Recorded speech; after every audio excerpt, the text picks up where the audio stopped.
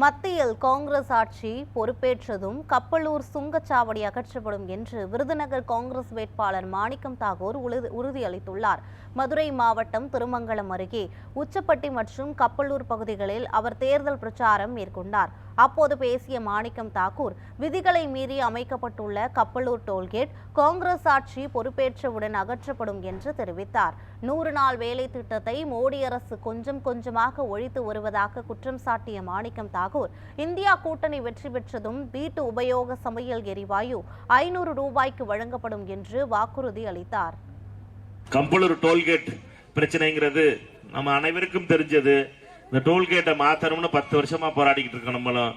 ஆனா இந்த மோடி அரசு ஒரு இன்ச்சு கூட அதை நகட்ட மாட்டேங்குது. இதனுடைய விளைவா நம்ம அனைவருக்கும் பாதிப்பு மிக பெரிய அளவில் இருக்கு. டோல்கேட் பிரச்சனை, கப்பலூர் டோல்கேட்டை மாற்ற வேண்டும் என்பதும் அதை மாற்றி வேறு இடத்திற்கு கொண்டு செல்ல வேண்டும் என்பதுதான் நம்முடைய மினிமம் குறைந்தபட்ச கோரிக்கையா இருந்துச்சு. வருகின்ற தேர்தலிலே கப்பலூர் டோல்கேட்டை மாற்றுவது மட்டுமல்ல, இதை மூடுவதற்கு முழு முயற்சி எடுக்கப்படும் என்பதை மட்டும் உங்களிடம் தெரிவித்துக் கொள்ள விரும்புகின்றேன். அதற்கு ராகுல் காந்தி அவர்கள் பிரதமராக வேண்டும். ராகுல் காந்தி அவர்கள் பிரதமரானால் கப்பலூர் டோல்கேட் மாற்றப்படும், மூடப்படும்.